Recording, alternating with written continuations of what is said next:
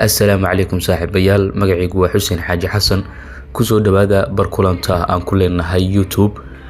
sheekadan maanta waa sheeko xiiso leh runtii oo qusaysa sirdoonka iyo arrimaha la xiriira dabagalka iyo baarista.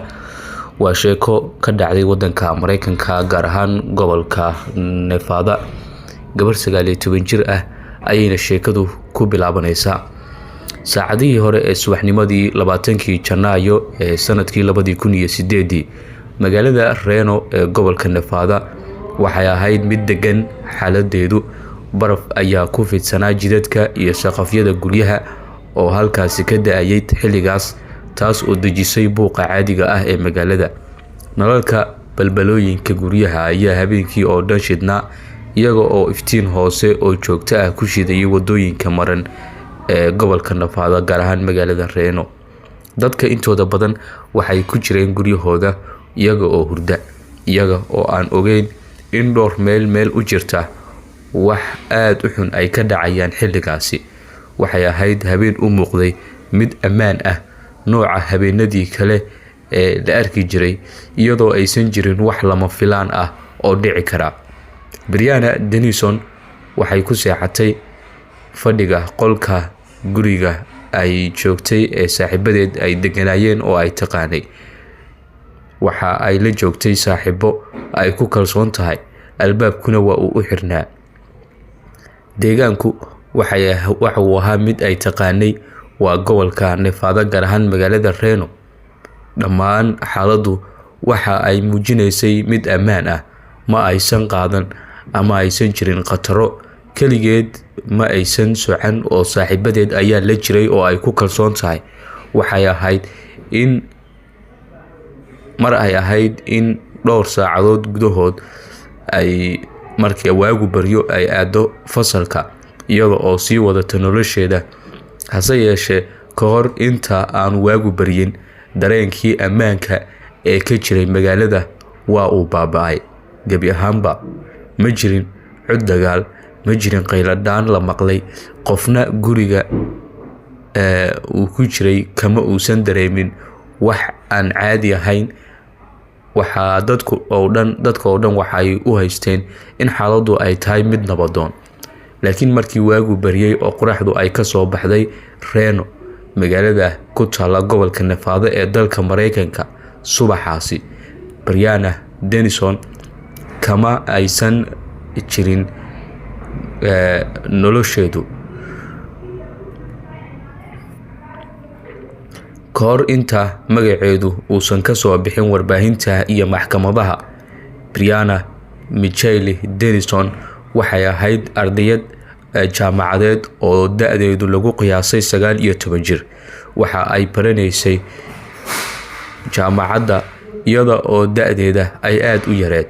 waxa ayna dhalatay 29 Maarso ee 1988, waxayna ku kortay Nevada iyada oo ay la jiraan qoyskeeda. dadkii yaqaanay waxa ay ku sifeeyeen qof naxariis badan, dhageysanaya dadka, oo hadalkeedu uu daacad yahay. ma aysan ahayn qof raadinaya dareen ama buuq, qof jecel xasaradaha iyo dhibaatooyinka, iyo qof dhib badan sida lagu sheegay. jaamacadda Nevada ee Reno waxa ay ka baranaysay cilmi nafsiga. waxa ayna xiiseynaysay sida dadka ay u fikirayaan iyo sababta ay u dhaqmaan, gaar ahaan marka ay dhibaato ay ku jiraan. saaxiibadeed waxay sheegeen in ay lahayd dabeecad degan oo sahlaysa in lala hadlo isla markaana lala falgalo. bishii Janaayo 2008 waxa ay la joogtay saaxiibo iyada oo ku sugan guri ku yaala Milky Traff oo ku dhow jaamacadda ay dhiganaysay. ardaydu waxa ay u badnaayeen kuwa seexday xilliga ay iyadu soo jeeday, gaar ahaan xilliga dambe. gurigu waxa uu ahaa mid la yaqaan oo ka agdhow jaamacadda. Brianna waxa ay u muuqatay in ay si nabad ah habeenka u seexan doonto, isla markaana ay aroortii u kala doonto jaamacaddii ay dhiganaysay. laakiin maxaa xigay, maxaase dhacay oo lama filaan ahaa? ma aysan ahayn sida lagu tilmaamay qof aanan xaaladda sawiri karin. hase yeeshee habeenkaasi maadaama ay baranaysay cilmi nafsiga waxa ay dadku ku tilmaameen in ay ilduufsaneed.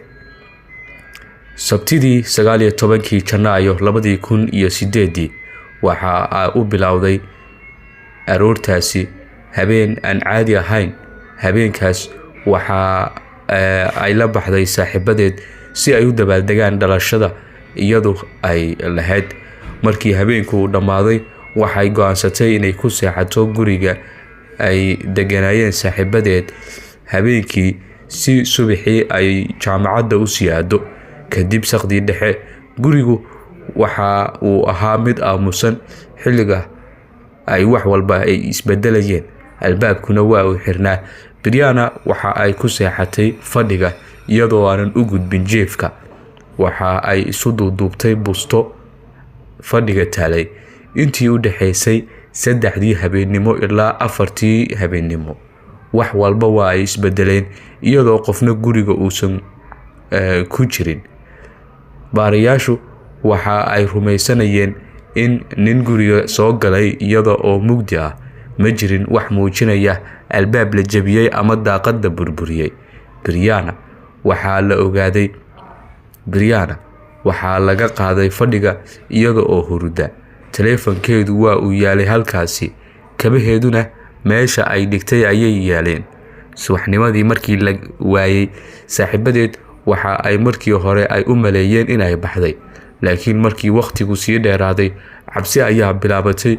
booliisku ayaa la wacay muddo 3 maalmood ah kadib. 23 Janaayo 2008 meedkeeda waxa laga helay meel cidlo ah oo ku dhow Hidden Valley koonfur bari ee magaalada Reno ee gobolka Nevada. jaamacaddu waxay u qabatay baroor diiq. fasalo badan ayaa la joojiyay si loogu baroor diiqo Brianna.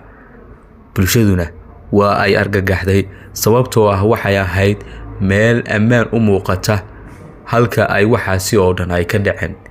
baarayaashu waxay heleen raad kaba ah waxa loo yaqaan shoe print guriga ay ku jirtay Brianna iyo DNA laga helay goobta meedka 3 maalin kadib la soo dhigay.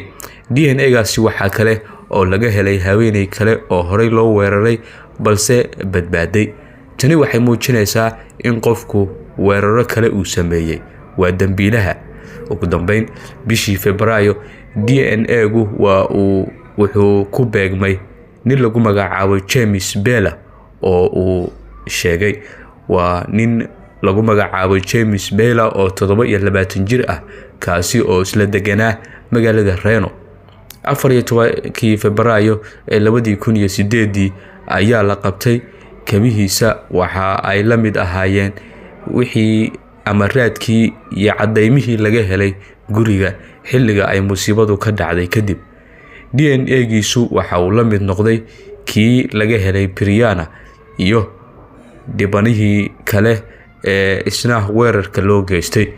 2009 maxkamad ayaa ku heshay dambiyo dil darajada 1 iyo afduub iyo kiisas kufsi ah waxaana lagu xukumay dil. qoyska Brianna xukunkaasi kama dhigin xanuunka mid dhamaaday balse waxa uu keenay isla xisaabtan. kiisku wuxuu isku bedelay sida bulshada u aragto ammaan isagoo muujiyay in rabshaduhu ay ka dhici karaan xitaa guri albaabkiisu uu xiran yahay. ilaa iyo imika waxyaalaha lagu wareersan yahay waxa kamid ah sida kiiskaasi uu dhacay. sida ay macquul ku noqotay in gabadhaasi iyada oo guriga ay deganeed guriga ay saaxiibadeed deganayeen jiifta loogala dhaxbaxay iyadoo aan saaxiibadeed iyo qofna uusan ogaan. wax kasta waxa maxkamaddu ay ku soo afjartay markii la helay kiiskaasi ninkii ka dambeeyay isla markaana ay ku xukuntay xukun dil ah. haddaba sheekadeen halkaas ayay ku eg tahay. sheekooyin kale oo sirdoon oo xiiso leh oo baaris iyo dabagal leh iyo kuwa kale oo aan ahayn ama ka baxsan arrimaha sirdoonka ayaad ku dhageysan doontaan boggayaga Xuseen Xaaji Xasan. fadlan subscribe saar muuqaalkana like saar oo sii share garee. mahadsanid.